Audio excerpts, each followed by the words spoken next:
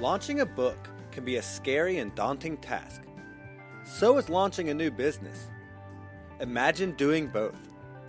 Imagine relocating countries as part of that process. But this is just another exciting challenge for Julie Broad. From managing tenant housing and real estate investing to best-selling author on Amazon, all these different iterations of her career have directly contributed to getting her where she is today. Starting her small business as part of her visa application, Julie bet it all, not just on the business, but on herself. Going against the grain and against the odds, Julie put everything on the line. Switching from investing in real estate to now investing in herself and others, Julie's company, Book Launchers, has catapulted onto the publishing scene. Taking the best of both worlds, Book Launchers provides the support and marketing of a traditional publisher, while still allowing for retained ownership in the copyrights of self-publishing. This new model has found quick success in a slowly evolving industry. With some incredibly talented authors in tow, Julie and her team are launching the book publishing world in a whole new direction. Disrupting an industry like Airbnb and Warby Parker, part of Book Launcher's success is the result of traditional publishers failing to adapt and change. Julie found that out when she tried to publish her first book. But figuring out the process, and more importantly, finding great books to publish, it's easy to see why she has experienced so much success. Find out how she did it, the future of books, and launching a business in my conversation with Julie Broad.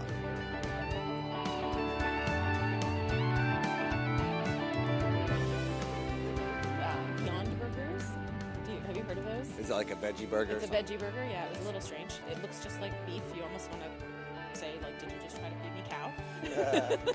Are you vegan? Are you vegetarian? I'm vegetarian. Nice. Yeah. This is an unopened bottle of water if you I've got water. need it. Okay. Just in case? Yeah. Oh, yeah, I'd like to. Well, and quite frankly, I brought it for me, not for you, because I'm just so parched. Yeah, good call not using the plastic. I should be ashamed of myself. No, I mean, you got to do what you got to do. Well, I drove down here, so I really don't have an excuse, and I've got a metal cup in the car. I just blew it. So no good excuse. You didn't have to tell me that. Yeah, right. Jerk face. You'd be like, I had one, I forgot that I lost it. Whatever. Okay. This is the Extraordinary Podcast, and my guest today is Julie Broad. Hey. How's it going? Yeah, it's been a fantastic time hanging out with you. Where are we and what are we doing? We are at Podfest in somewhere in Florida. I forgot the city. Some giant megaplex in the middle of Disney/Marriott That's right. Orlando. Yeah, the convention mecca. Oh, we were just talking about, I think I've put in about 10 miles between where I have to park versus where we have all of our stuff going on. But hey, thanks for taking the time. We're going to try to cram a lot of stuff into a really short amount of time because you got a flight to catch, and I'm really grateful that you were able to squeeze us in. So let's talk about, just real briefly, because you've given this speech about 8,000 times over the last 48 hours, but let's talk a little bit about what it is that you do in your company and how you got there. Yeah, you bet. So my company is Book Launchers, and we help people write, publish, and sell nonfiction books. And really, we're a professional self-publishing team. So you keep all rights and royalties, but we're creating a book that is as good or better than a traditionally published book. And that's actually kind of like how we connected through Sarah, but in that same vein, like what I thought was so neat about what you guys do is, like, you're the best of both worlds. You're the best of all the self-publishing aspects, but you also bring to the table some of the benefits of that traditional publishing arena. Yeah, exactly. I mean, most self-publishers, they dream of having their book in a bookstore and things like that, but they don't actually know how to go about it. And, it actually doesn't sell that many books, but it feels great as an author to go into a bookstore and find your book. So we do all those kind of things, and we really try to provide marketing support, which even traditional publishers don't provide. And by marketing support, it's not an Amazon gimmick. It's really how we're getting books into readers' hands. Yeah. Well, and what the other thing that I thought was really neat about your concept in particular, different from a lot of the rest, is that it's for what you need. You provide everything. I mean, you can do everything from ghostwrite to all the marketing to everything else through the whole process, or you can do as little as what is needed. And I love the fact that as an aspiring author, I can just not pick and choose, but I can use you for what I'm really struggling with. and you really cater to all different aspects. Yeah, I mean, most people, because we're going to be doing marketing at the end, we have to limit where people come to us because we do have to ensure a level of quality with the book. Right, you need to get in there as early as possible, but ideally. Because we're set up as a membership base, if you are, say, a brilliant graphic designer and you're going to do your own cover, we can just skip that. If you've already written the book and you just need editing help, we can skip the fact that you could have worked with a writer or a writing coach. Yeah, that's beautiful. I love that. It's so cool. And it's like month to month, a subscription-based concept. That's a really great... there's so many positive benefits to that I really like. So how did that all start with you? Like, where did that... Life is a winding journey, and I think I ultimately have ended up exactly where I needed to be. But my background is actually in real estate. I was a real estate investor. I started investing in 2001. So I wrote a real estate investing book, and I self-published it because after a long back and forth with Wiley, they rejected me, saying that I didn't have a strong enough platform to sell books. And I looked at this and I was really upset, not just because I was rejected, but I had two friends who actually got a book deal with Wiley right around the same time who had no platform. Wow. And I did have a platform. So I was injured by this. Yeah, so what do you think that was all about? That's kind of weird. I actually... Is it more about a popularity contest? There's more to it than that. There was a bigger company that was kind of endorsing the two of them that didn't endorse me because we were kind of competitors. I understand. Yeah, there's more to it. But ultimately, when my ego recovered, I decided I'm going to self-publish this, but I'm going to do the book that I know needs to be written, which wasn't the one Wiley thought would sell. And I also am going to do this better than if Wiley did it. And I did. I dove into it. You're going to challenge me. I'll show you. Yeah, I really did. I went into it with vengeance. It was one part, I really want to write a book that's going to serve this audience. And one part, I'm going to kick your ass, Wiley. Yeah, let me show you well, that's a great motivator, right? I mean, that's something that really pushes you. Yeah, and I dove into this, learned everything I could, and I actually took my book to #1 overall on Amazon. So ahead of Dan Brown, I had a Game of Thrones as a print book that was selling, I think, for $19. Dang. So I sold thousands and thousands of copies in a week period to get to #1. And it stayed in the top 100 for 45 days. Outstanding. So, That's yes. amazing. So I did better than any real estate book. This was in Canada. I live in LA now, but I am Canadian. And which is a neat story. We don't have time to go into. Yeah, That's a really great story there. that we got to hear as your keynote speech. Yeah, that was such a cool thing. But anyway, I digress. Yeah. So that was kind of the start of this. That's not exactly. I didn't go from that into publishing other people's books, but through that I learned. It was a winding path to get. I really learned the gaps in the self-publishing market. I really got to know what the traditional publishers were and weren't doing. There's some real gaps there. Yeah, and so it really opened my eyes, and I started helping friends that had book deals and that didn't, with their books, and it just got further and further. So as the winding path led us to move to the States, and I wound down what I was doing in Canada, I just dove into this. And because I was applying for a visa, I had to research everything intensely because I was going to be interviewed to determine whether this business was viable or even worthy of being in the U.S. So I had to go at this in a much deeper way than I think a lot of people would have, which is how I came up with the membership model. It really served you well, like having to take that. That was one of the things I did want to bring up was the fact that you decided to create this business crossing borders, which created a whole nother level of bureaucratic stuff, quite frankly, to get through. And it seems like with every small business owner I talk to, that bureaucracy and government, I don't want to say interference because some of it's necessary, but all of that you have to deal with is the hardest part of business. And for you, having to do that from one country to the next makes it even tougher, which, like I said, I think that really contributed to your success in the long run. It probably made you miserable at the time, but it still does. Yeah. I actually, we're not really going into this story, but even crossing the border last year, I was held up and they weren't going to give me more than 7 days in the U.S., which is where my home is. Right. And I'm on a 5-year visa, but they wanted to see financials. They wanted proof that I was employing people, which is what my visa entails. And I was not expecting to have to do any of that until I renewed the visa. So yeah, it's always kind of hanging over my head, which also makes me push even harder because this is how I'm in the country. This is how I can stay at my home. Yeah, there's a lot at risk, right? There is a lot, and we had to put a lot into this, and so. We talked a lot about some of the scary moments of going through some of that. When was your first, or did you have a kind of aha moment with this where you kind of was like, all right, this is going to work. This is the trick. All right, now we're really kind of, or is it still kind of that? Oh, no, I'm confident this is working. I mean, I did this backwards. This is how I would, if you asked me how to start a business, I would say do the opposite of what I had to do. Because in order to get into the country, I had to invest tens of thousands of dollars before I was allowed to even make sure I could get paying clients. I would never start a business that way. I would start, and I have started my previous businesses, get clients, first, then build the business, right?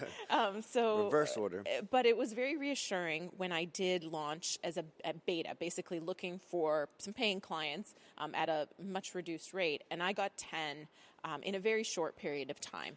So, and they were That's getting gotta make you feel good. It was a relief. They were getting their books subsidized, so they, smart people should have seen taking the advantage too. Yeah, like where was I when that was going on? But still, I was an unknown with a real estate for investing background. I'd only self-published 2 of my own books. It's not like I came from. So, I needed the beta clients to prove it. To have some proving ground. But as soon as having those 10 beta clients made it real, and I was like, okay, this is great. And then hiring people to work for me, because that was part of the visa, I had to start with employees. And just the amount of interest and excitement over what I was offering. At that point, I was like, okay, I just have to stick to my plan, and this is going to work. If I can just keep this going, then it's all going to work. Yeah, that's really cool. Yeah. That's a great feeling to kind of know that. So is there a habit or a routine that you have that's maybe different from most people that has contributed to some of your success? One thing that I do, and if I don't do it, everything feels wrong, is at the end of every day, I write down and plan my next day. And beautiful. If I don't do that, no kidding, things seem to fall apart. So what does that look like? You have a journal at your bedside table kind of thing? Yeah, I mean, I actually do it before I quit work. Or do you do it electronically? Yeah, no, I write it down, always handwritten. Handwritten. And there's something about not only writing it down to get it out of your brain. So, because, I mean, if you run a business, 4 a.m. is your enemy. Like 4 a.m. is when you wake up and you freak those things are churning out about everything. I've had those moments of crisis myself. I could tell by the look on your face. You were like, yes, I totally know 4 a.m. It is not my friend. So if you write it down, it's like physically taking it out of your brain, so you won't worry about it. Nice. You'll worry about something else. Right. Pick a new thing, It'll shift to the family or something. That's right. But it takes that out. So I think physically writing it down is really, really important. Plus the act of crossing it off also provides closure to your brain. So yes, I'm really big on writing it down. And I like to separate my work and my home life. So I really try to do that at the end of my work day, so that's like signifying, okay, you're done work now, you're going to spend time with family. Beautiful. Yeah, it gives you that kind of shift. Mm-hmm. My dad had a similar routine, but it didn't involve writing. What he'd had is a giant tub of ice cream that was in the pantry that goes from the garage to the house, and so he would stop at that tub of ice cream with a spoon he had Velcroed into the freezer, hit that for a minute, decompress before he had to come deal with me, his obnoxious son, and all the chaos I had caused through the course of that day. But that's a whole another story. So what does an ideal everyday day look like for you? Oh, that's a tough one. If you could have your druthers. I kind of, doing anything in a lot of ways, I live my ideal day now because I've always built, and that's not to say there's always things that can be improved, but I think if your ideal day is every day, you'd be bored. Like, what are you striving for? Right. You got to have that variation. Yeah, right? I mean, I get up in the morning and ideally I go to CrossFit first thing, come back, hang out with my son, get him off to school, and then go to the office and work on the business and work with my team. I have an amazing team.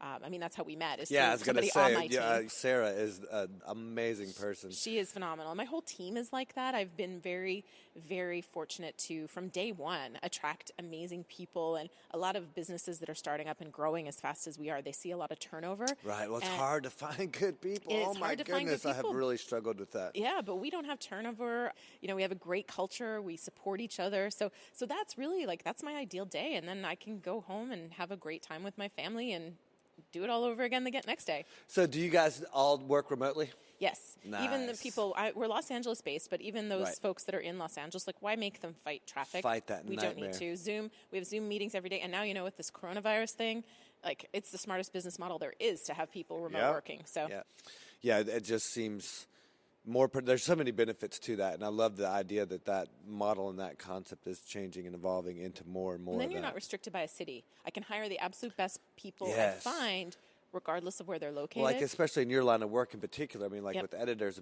That's finding good quality guys and girls for that kind of thing is amazing. We talked about habits a bit. So what's something odd or weird or different about you that has contributed some of your success? I got to make sure I add that tagline because I've gotten some Yeah. weird answers for that here lately. Yeah. That contributes to your success.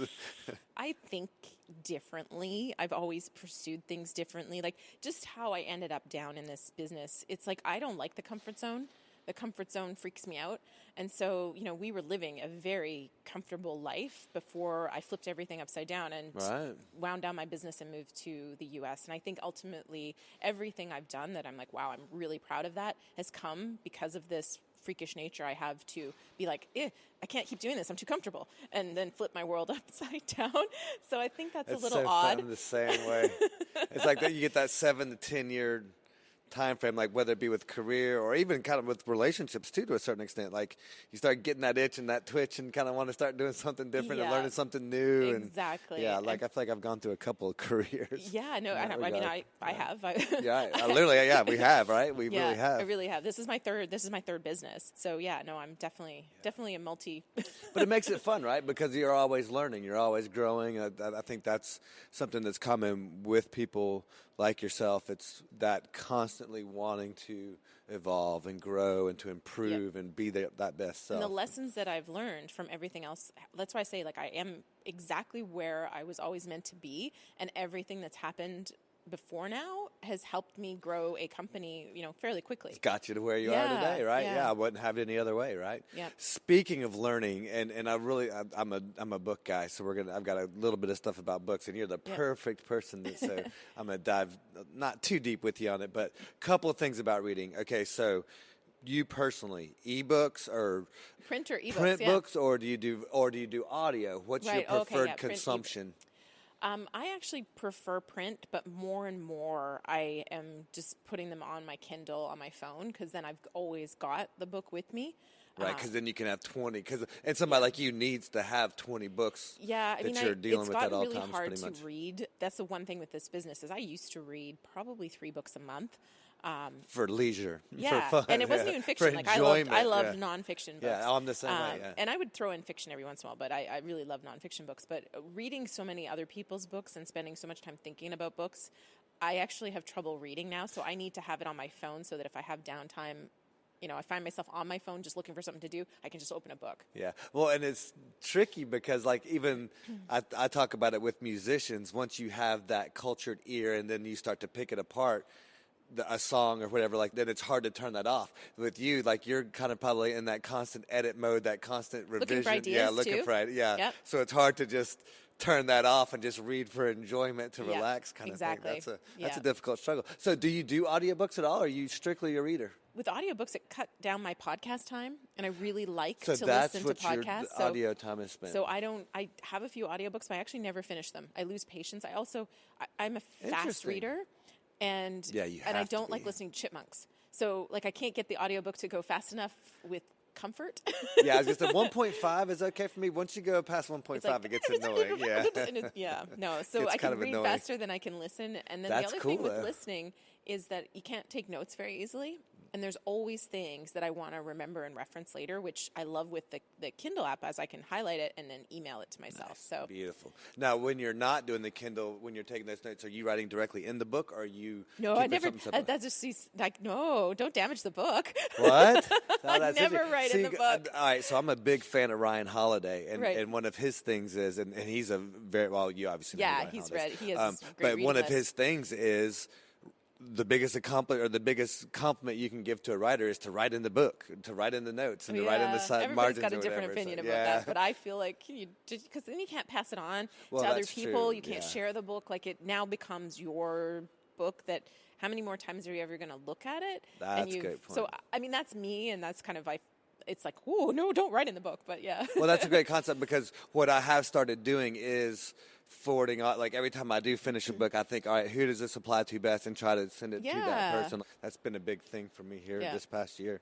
So what are the podcasts that you're listening to the most? Oh, so a lot of your audience probably wouldn't care about them, but I listen to the Sell More Books show. No, but that doesn't matter. Yeah, I want to get what you like. Yeah. And what is it that appeals to you about these shows that keeps you coming back? Yeah, so the Sell More Books show has a news segment where they cover everything in publishing. Every week they cover the top 5 news stories in publishing. So sometimes they catch stuff that I missed, so I like to stay on top of it that way. They also put tips in there. The tips aren't so exciting for me. Right. Well, because you kind of know those. Yeah, there's not too often. Yeah. And it's hard for them to come up with new tips every week, so they kind of repeat. But the news section is really, really cool. I listen almost every week. Joanna Penn, who is an author in the UK, she has a really cool podcast. She does an interview, and some weeks it's not for me, but other weeks she covers really fascinating, like legal things for authors, all that kind of stuff. And then the James Altucher show is like one of my go-to. He's awesome. I love his Smart, interview style is just, he asks questions that you're actually thinking. Like as you're listening, you're like, oh, but what does that mean? Like, well, give me an example. And he'll actually say it, and he interrupts them too. It's my favorite thing. He's like, I'm going to interrupt you. I need to see. It's the biggest thing I struggle with, man. So I love his podcast, and then I pick and choose Pat Flynn's, but those are kind of the main ones, and then I'll listen. Like, I listened to part of one of yours, and before we talked today, and I'll listen. If we would have had more time, I would have listened to more. Well, and I was going to bring that up too. Like, you go to these conferences, and you're meeting so many people, and you're having so many opportunities to. It's like, good grief, dude! I just got a stack. I'm like a week deep in podcasts before I even scratch the surface. It's really tough to deal with. We talked about podcasts. We talked about some books that you're into. What about, given your line of work, apps? I mean, I'm so old school. I'm still thinking of Microsoft Word, Yeah, that's all I recommend for writing a book in. Do you have anything besides that you recommend? Like, what about like Evernote or any of those kind of products? Anything that you recommend for doing that? If somebody already uses it, already loves it, great, go ahead and use it. But it's like Scrivener is one of the most popular kind of book writing software. Scrivener. But I hate it. Really? But some people swear by it. And so if you love software and you're really into like Evernote, you'll probably like Scrivener. But the thing is, like, you can spend 5 days learning it. That could have been 5 days where your book could be almost written. Yeah. So I'm like, just sit down and get the words on paper. Whatever's going to do that for you, do it. Yeah. It's funny because there's all these tools and technology, but like the hardest part is just sitting down and writing. And so what advice do you have to me and others like me that are trying to write or that are writing? I've made a choice. I'm not going to say trying. I'm writing. Yes. And I'm writing consistently. What advice do you have for people like us trying to get that process started and continue down that way? Usually when I meet people who are trying, right? Quote unquote. They are lacking clarity, and the clarity can be lacking either around the overall book concept, or they haven't tied their book to the impact that they want to have. And the impact, the clearer you are. So this is the thing. A lot of people focus inwardly when it comes to books. They're like, I want to be a bestseller. I want to be the known expert. I want to. And I get it. Like, that's all the marketing. And, even if you watch my stuff, I talk about that a little bit. But when you do that, you allow your evil monsters that you try to keep in your closet. My biggest one is fear of judgment. We all have various monsters, imposter syndrome, fear of failure, fear of success, pick your monster. But when you make it about you, that monster can be really, really big and really, really invasive, and that slows you down tremendously. Ego getting in the way. When you turn it around and go, my book needs to impact somebody, right? So I'll use my first book as an example. So my ego was badly damaged with that whole scenario. Experience, sure. But in my heart, I knew that it was a real estate investing book. I knew that there were a lot of real estate investors or people who were thinking of real estate investing that had gone through or that were about to go through what I had gone through in terms of learning that it's passive income, that you just need to know the numbers and all these kind of things. And I ended up owning a crack house. I had a property manager charged with manslaughter because he punched a tenant, and the tenant later died in hospital because it was that kind of a neighborhood. Right. And that was by following the advice that was on the market. I ended up buying other people's problem properties and having a whole bunch of problems that I was not equipped to solve. So I knew that this message was needed. A, so you knew you weren't alone, but B, so you could make better decisions and avoid a lot of these horrible things. So that doesn't happen to other people, sure. Yeah. So for me, the book flowed so much easier when I stopped thinking about me and I started thinking about all those other people that were facing similar situations to what I had faced, worse or less worse. Yeah, hopefully less, not quite as bad, but yeah. But it was happening, and I was meeting people, and I finally met this one couple who, they almost lost everything over following some of the advice of putting down payments on credit cards and all this kind of stuff. All that bad advice. And it's still out there. Yeah. So if you turn your focus outward to having an impact and focus creating your book to have that impact, I find that you're kind of clearing the obstacles and those monsters get smaller, and it just goes so much faster. So. Yeah. And that goes back to that old saying. It's like the quickest way to get what you want is to help other people get what they want. And in the process of doing that, it's remarkable how that always comes full circle. But when you are focused on yourself, it never comes. It's very, very slow to. So that's a lot of really good advice. What's one piece of bad advice that you hear in your industry, or something that you'd like to dispel? Well, I mean, I've kind of touched on it, is focusing on bestseller. Yeah. Is really, like, again, why do you want to be a bestseller? What do you think that's going to do for you? And especially all these companies out now are like guaranteed Amazon bestseller, which actually ruins your algorithms on Amazon. I've seen people that, real estate investing book, that's my world. Right. He did this gimmick thing, and he ended up with a book that now Amazon it's not selling on Amazon, because when you go to see the also bots, Amazon make recommendations. It's a real estate investing book, and it's recommending to law of attraction, a cookbook, like a wedding type, how to get married, because the algorithm's all screwed up. And so now Amazon, if that's what's showing under his book, where do you think his book is showing? Right, not nowhere. to people who want to buy real estate. Nowhere. So it messes it up. And the other thing is you're making other people. I love the guaranteed bestseller, and then you get the gimmick, they get the bestseller, and now you've just given that company another bestseller to brag about. Right. But you've sold 11 books to the web. and it was 11 books to the wrong people who are never going to read your book or give you a good review. So I really think it's about that impact. Focus your goals on where are you going to find your readers, what do they need to hear from you, and how are you going to help them. And chances are you're going to get the Amazon bestseller sticker anyways, but you're going to have an impact and probably get to bigger and cooler places with your book that way. And you're having to doing it the right way, and it's organic, all those things. Man, I keep saying those little things matter like that, and it's so true. Little things done repeatedly add up to massive, massive momentum. That's great. I love that. Love that. So you've kind of established a pretty good system for what I think is going to be the future of publishing. But is there anything else that you think, without giving out any trade secrets or anything you've got planned in the future, what do you think this industry is going to look like 10 years from now? What do you think the future holds? I think, and we're already working on it, I think there's a greater connection to the screen. So, I really see the connection already with turning books into movies, turning books into TV series, but even, it's just almost organic. I could see a future where your book is almost almost like Harry Potter, right? You open up the newspaper and it's live happening right there with the words, right? You can kind of see that. But also the payment system around books. Blockchain provides a really cool opportunity for micropayments. And so, you can start paying the author directly, and, you get a little piece for referring me and, kind of referring my book. And with that, you can have micropayments. Again, kind of building a community. So we can detach ourselves a little bit from Amazon, which is good. Amazon's been great for indie authors, and at the same token, they yield almost all the power. Whenever somebody has that much power and control, it's always uncomfortable. But I think the future could be very interesting with blockchain. I never even thought about that. Yeah. That's really cool. That kind of goes on the same vein with the podcasting, because you think about that with the monetization and how they can do that with the Patreon and some of the different concepts that are out there now. That's amazing.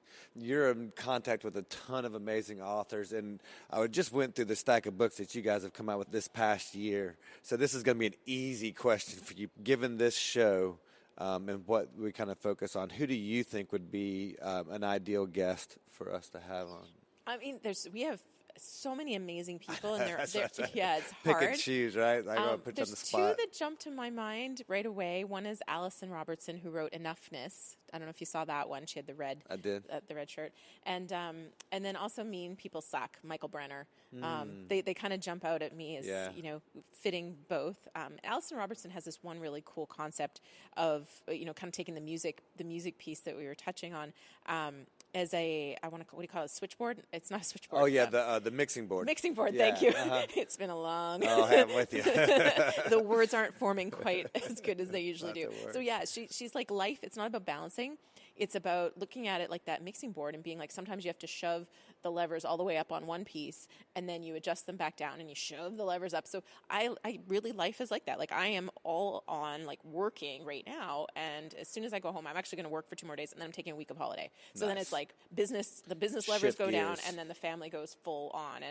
And I think you have to look at it that way, because balance makes you feel always out of balance because you're never really, when are you ever really balanced? You're not. No. So. Well, and that kind of goes back to that ideal everyday thing. Like what I've noticed is you need to have some of those really stressful times to appreciate the relaxing times. And as long as you can continue to separate the two and be present at whichever one that you're in. Like, it's good to be stressed out about work and work really hard to accomplish a goal, but then it's also good to be able to shut that down and go play with the kids in the sand and, and go do your vacation and have your down. That's really, and being present with both of those. What's really unhealthy is when you're at work and all you're thinking about is that vacation. When you're at vacation, all you're thinking about is that job, and trying to keep that presence of mind is huge. Night owl or early bird? Oh, I'm an early bird. Yeah, I figured. Yeah. Well, and once we have kids, too, it makes it tough. It's really hard, but it's also, even when I was in university and people would do all-nighters, it's like my brain starts to decline at like 9 o'clock at night. Same way. I get dumber and dumber the closer to midnight we get. I was really useless. I was never that late-night crammer. So, yeah, I'm definitely, I don't love being up early in the morning, but I'm definitely more functional in the morning. Yeah, for sure. All right, so here's a kind of a fun one that I've been asking everyone. I stole this one from Tim Ferriss. What's your favorite item under $100 that you could not live without, that you use like on an everyday basis kind of thing? Right now, hand sanitizer. Well, yeah, but that doesn't count because everybody's bought that stuff up to the hill. That's the funny part is I was. Has that always been the thing? I was always that, because I used to travel a lot for a job I had, and I got sick after every trip. No kidding. And so I was that freak sanitizing my seat and, always. And so now I'm normal. So this is awesome. So now you're right in your comfort zone. Now I'm normal, and it's cool. But no, I got some hand sanitizer for you. I mean, well, if that's your legit answer, then I can live with that. That's cool. Really, if that's a long-term thing. My headphones would be secondary to that. Yeah. I think they were under $100. I mean, my AirPods weren't under $100, but my headphones. We'll say headphones because those were under $100. Which headphones do you use? Not the AirPods. I have the Beats. Oh, okay. Yeah. Well, I don't think you can get Beats for under $100, can you? They were the little, they were under just 100. the little plug-ins? Yeah. Then nobody earbuds. talks to me. Leave me alone on the plane. Zone out. That's great. Awesome. I always ask people if they have a favorite fail or an experience that was a tough lesson that you learned a lot from. I call them my favorite failures because I have so many of them. Yeah, I have tons. Any one particular that stands out? The entire journey of our early days of real estate investing, because that led me to where I am today. And the crack house was probably the favorite fail. The only deal that we've lost money on, and it's where the property manager ended up getting charged with manslaughter on that property. We ended up having to go to court with fire code violations. And I say I started investing, and then I convinced my boyfriend at the time to invest with me, and then we eventually got married. So, any mistakes he made were mine, and vice versa. We're all in it together at this point. Yes, exactly. This is probably for the better, because by the time we got married, I think we had 12 properties together, so that would have been a nightmare to sort out. Now you're stuck with each other. That divorce would be a nightmare. Yeah, right? It's more trouble than it's worth. It's worse now. Telling you. Yeah. Oh, that's great. Anybody that made a lasting impact on you? Did you have any mentors early on along the way? Nobody does it on their own. Oh, of course. Everybody has have mentors. Help. I mean, the first kind of person I ever learned from, his pen name was Michael Masterson. His real name was Mark Ford. I learned a lot from his books, and then I went and took courses from his company called Early to Rise, and then I ended up actually writing for them and doing some partnerships and JV kind of affiliate arrangements. Was that kind of your first introduction to writing for the most part? Or? No, I was writing when I was a little kid. I was actually that nerd I was that nerd who wrote stories, and I won essays. I wrote an essay about Alexander Graham Bell, and I won money for that as a little kid, like all that kind of stuff. Oh, that's great. So that was your calling, clearly. Yeah, I went to business school because I was told writers don't make any money, so I did an undergrad in business and an MBA. And that's what took you into real estate and all that, right? Yeah, I mean, real estate was really intended as a backup plan. It was never intended to be the business it became for me. Yeah, my undergrad's in real estate development too. It's just, if you're young and you're listening to this, don't listen to people who tell you can't make money doing the thing you love. I believe you can make money doing anything now. And if you doubt it, I work in an office where there is a huge office of people who just play video games all day long. They are paid to play video games, and they get catered lunches, they get catered dinners, and they play video games. So there is a job for everything. You just have to pursue it and figure out a need and fill it. Excellent. We've got time, but I mean, I'm feeling really good about everything we've covered, dude. Either I'm getting better at this, or you're just a really good, succinct interviewee, because we are on point. Well, I have one last point that I know Yes, I can make. please. So, and this is coming from the book angle, but whenever you're having a bad day or a bad challenge, like something's really going wrong, just know that that is going to make an excellent chapter in your future book. And guaranteed that is going to be the gold that sets you apart. It maybe not that year. You know, sometimes these things take 3, 4, 5 years to be the gold that is in your life. But everything that was really crappy in my life that I've gone through has become the absolute rock solid foundation that allowed me to do things 10 times better and offer lessons that were, 10 times more valuable than if my life had been smooth sailing. Yeah. Well, and that's why I like to call them my favorite failures, because they make for good stories. Exactly. Those experiences make for memorable moments. And I use the example of like a roller coaster versus a camping trip. Like you can take your kids and go do the roller coasters, and it's fun, and they have that adrenaline surge and everything else like that. And you take them camping, and they're complaining, and it's miserable, and they don't have fun. But wait 10 years. Yep. 10 years from now, they're not going to remember a thing about that roller coaster, but they'll be able to tell you every detail about that camping trip. And it's funny how that kind of works out. So what's the story that you'd like to be remembered for? I want to be remembered for helping other people get their stories out there and have impact. I feel like I've lived a lot of great stories. And now really it's about me making sure I've raised a son that is kind. Like really, if there's one thing I want to achieve, it is to have my son grow up and be kind. Excellent. That's my main goal with that. So I want to be remembered for that. And then also helping other people get their story out, because I think, the books we've put out this year, we've covered male sexual abuse, empowering women. I'm just trying to think of all the things, not having to be mean in your work to get results. There's so many great messages, and helping people get that out, I think we can change a ton of lives for the better. So that's what I want to be remembered for. It's what's so neat about your company, and what's so neat about so many of these people that are being successful, like Chris, who's put this event on. It's that concept of helping others, and concept of putting others first and helping them to reach their goals. And there's so much fulfillment in that. It really is something that's a lot more rewarding than just that buck in your pocket. And if you can creating jobs that people love to come work at my company. When people say they love their job, that makes me so proud. Yeah. So much more than any dollar figure. Now, you have to be profitable in order to Obviously, sustain a business. Right. We all got bills to pay. Yeah, but it's, if I, creating a job that people love to go to and they're proud to go to, again, it's impacting others. And, now they're happier for their families. Like, it's a better life for them, and it flows out from there. Okay, so be thinking about all the books I'll publish this year, because I'm going to put you a little bit on the spot and see how many of them we can plug at the very end of this. But before we do that, bucket list. What's one item on your bucket list that you'd like to get knocked out? Yes, see, I'm that crazy person who whenever I think I want to do something, I just go do it. Yeah. But I haven't been to Laos or Cambodia. I really want to go. Well, that's going to be tough to do this year with all the travel restrictions. Yeah. So anything this year you're going to try to knock out? Yeah, with a 3-year-old. So nothing. Oh, that adds to the equation too. Running a new business with a baby who's now 3 and being in a different country, I've got enough adventure right now. I'm good. Right? I've got adventure up to about here, right? Yeah. But all the adventure I can handle, for sure. I'm going to try a bucket list of relaxing. For sure.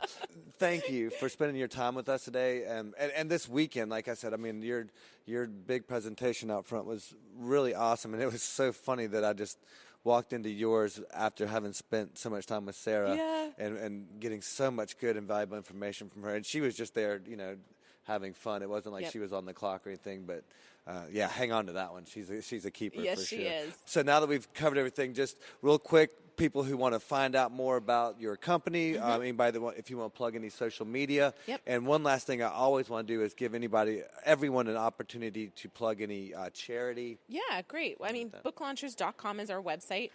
That's the best place to find out information about us and about our authors. And then booklaunchers.tv is my YouTube channel. That's where I have a ton of fun, and I really That's a great channel, by the way. I love it. Thank you. If you do anything, go check that out for sure. And comment, and I really do. Like, I know I call them my YouTube besties, and I know who they are because I pay attention to who's commenting, who's supporting my channel. It is a really cool community. So whether you ever work with us or not, you can still connect with me on YouTube because that's where I pay attention. And get a good giggle at the same time. Yes, I have fun. There's a video coming out that I rapped. I'm not a rapper. It's all about metadata. I mean, how do you make metadata fun? So I was like, you got to learn metadata. So I did a rap. It's terrible. It's terrible, but it's funny. But that's, you're putting yourself out there, man. I love it. That's so great. So yeah, and as for charity, I'm not doing anything around the charity right now, but I was given some really good advice when I was starting the company because my intention was actually to give an X amount of profits away to charity. And a business mentor of mine said, everybody wants to give to begin with, but the smartest thing you can do is build your business so big that you have all the resources to do things that are really, really impactful. So, the more success you have, the bigger impact you can make. Yeah, so he basically said, focus on creating massive success with your company, and then you can do those things that he called them legacy projects, but, really taking that advice to heart, and I'm focusing on creating success for the company. Who was that mentor that told you that? Alex Sharfin. Nice. Yeah. Awesome. That's good advice. Yeah. Okay, so how many of them can you list? Can you go through the list of everything you guys published this year? I'm going to put you on the spot. Sarah would crush me. I was going to say, because Sarah was pretty much spot on. She was Johnny on the spot. She could mow them down. She is so incredible, and she has a pitch for every one of them. Yeah, well, that's what she's got her whole and spiel. She'll go, on page 73, this is really fascinating, and she is unbelievable. This is why you have a team of people that are better at things than you. I feel bad. I shouldn't have done this to you. Some of your authors are going to be like, you forgot me. I'm never going to talk to you again. That's my fear, right? Is somebody's like, you didn't mention my book. What about mine? Yeah, so Mark Magna. Can I say their names, or do you want that's to fine. Yeah, too? that's good enough. Mark Magna, Michael Brenner, Barney Spensela, Allison Robertson, William Hung, American Idol.